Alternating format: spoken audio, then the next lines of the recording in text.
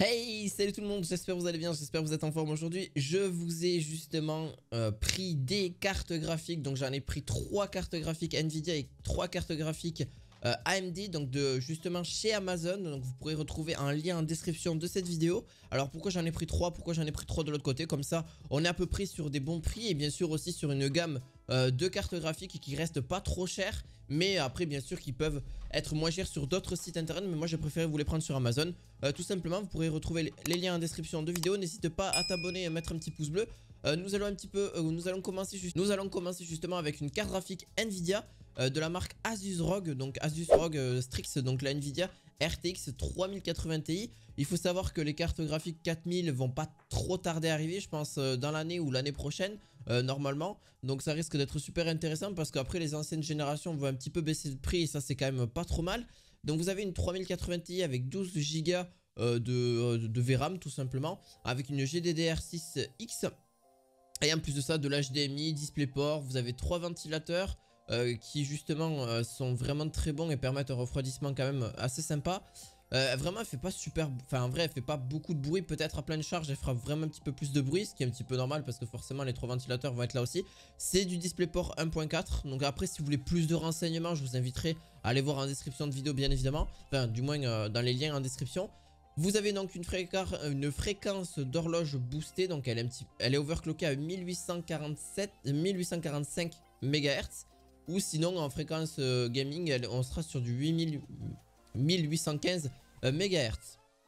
Donc vous avez donc le sol qui est un peu plus arrondi, donc elle est vraiment épaisse, donc faites attention quand vous la mettez dans votre ordinateur. Donc mesurez bien au niveau des dimensions. Donc on est sur une dimension longueur fois largeur fois hauteur, on est sur du 5,8, 31,8 et 14 cm. Au niveau des dimensions, elle fait 1 kg, voilà, elle fait 1 kg. Généralement prenez un petit support parce que c'est vrai qu'elles sont relativement lourdes, donc pour éviter que la carte mère ça casse on va dire même si c'est quand même très robuste, mais c'est vrai que plus les cartes graphiques avancent, et plus c'est vrai qu'elles commencent à être plutôt lourdes parce que forcément elles sont très puissantes, surtout celles-ci.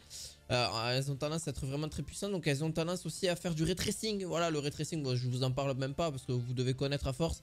C'est surtout pour les ombres, pour ajouter de la lumière, etc. Des effets de lumière et des effets d'ombre qui sont vraiment très sympas. Alors oui, bien sûr, je vais pas m'étaler sur le sujet parce que je pense que je m'y connais pas forcément suffisamment. Si vous voulez plus de renseignements, pareil, vous avez Google, ou si vous y connaissez plus, en rajoutez-en dans les commentaires, n'hésitez pas. On est parti pour le deuxième produit. Donc le deuxième produit c'est la RTX 3070, la 3070 V2, c'est pas une 3070 Ti. Parce qu'en vrai je trouve pas une énorme grosse différence de performance. En vrai ça doit se jouer sur entre 5 et 10%, et encore je pense que je suis gentil. À ce niveau là, donc vous avez 8 Go en GDDR6, donc un PCI 4.0 qu'il faut avoir. Pour celle-ci, au niveau quand vous la mettez dans votre carte mère. D'ailleurs n'hésitez pas, j'ai fait plein de vidéos là-dessus, comment on met une carte graphique voilà, sur son ordinateur pour ceux qui ne le savent pas. Vous avez aussi, donc il faut savoir aussi que ce soit compatible avec l'alimentation bien sûr. Voilà, bon après je vous laisserai passer ça. Donc bien sûr, donc plaque arrière renforcée au niveau de celle-ci, 1800 MHz au niveau du fréquence de boost, 1770 au niveau gaming, voilà, en mode gaming tout simplement. Et là-dessus, franchement, vous pouvez aussi, bon pour ceux qui aiment, elle est LHR, donc pour ceux qui aiment miner, mais voilà, au niveau des livres du 25 MHS, donc voilà, c'est pas énorme, mais enfin pour une carte graphique comme ça, je trouve que c'est pas forcément énorme. Après chacun fait comme il veut, mais après c'est parce qu'elle était LHR, pardon, elle était LHR justement, donc elle est un peu bridée à ce niveau-là. Donc faites attention à ça pour ceux qui minent encore, ceux qui font du minage. C'est vrai que ça a changé un petit peu dernièrement avec la mise à jour de Therum justement, qui est de Therum 2.0. Juste bref, ça on s'en fiche aussi. Mais voilà, donc vous avez du ray tracing, le classique, elle fait tourner les jeux très bien aussi. Là toutes les cartes graphiques que je vous montre là font au moins minimum tourner en Full HD, minimum Full HD hein. C'est du Full HD en 120, 140 FPS sans problème hein, que ce soit une 3060 ou même une 6600 aura un peu plus de mal au niveau du chez AMD que je vous présenterai un petit peu après. La 3060 sans problème. Après voilà, si vous voulez booster un petit peu plus, c'est vrai que la 3080 ou la 3070 c'est très bien pour du 2K. Après du 4K ça commence à être un petit peu plus tendu, mais la 3090 sera très bien. Ou une 3070 aussi fera l'affaire. La 3060 je dirais que c'est entre les deux, c'est plus du 1080p ou à la rigueur un petit 2K. En 4K c'est un peu plus compliqué parce que forcément c'est une carte graphique qui est forcément très très bien aussi, parce que celle que je vous ai prise elle a 12 Go de VRAM. Mais pas que, elle a aussi du 1837 MHz en fréquence de GPU. Et donc DisplayPort HDMI. Donc ça, bien vérifié aussi, je ne l'ai pas forcément précisé pour la précédente. La précédente c'est pareil, vous avez DisplayPort, vous avez le HDMI aussi. Et ça c'est quand même top, c'est quand même très bien d'avoir ce côté-ci aussi. Donc vous avez un petit côté, voilà, un petit côté de lumière, mais c'est très rapide. Pas forcément de RGB là-dessus. Mais voilà, ça reste une bonne petite carte graphique avec 2 ventilateurs par contre. Donc elle reste un petit peu plus petite par rapport aux autres qui est avec 3 ventilateurs. Et l'avantage c'est qu'elle se met facilement dans n'importe quelle config. Et je vous conseille une alimentation de 650 watts minimum pour cette carte graphique. On est parti pour passer chez AMD. Donc je vous en présentais 3 justement. Donc pour celle-ci, donc vous allez avoir 3 justement dans les 3 pareil, 3 prix différents. Donc du plus grand au plus petit.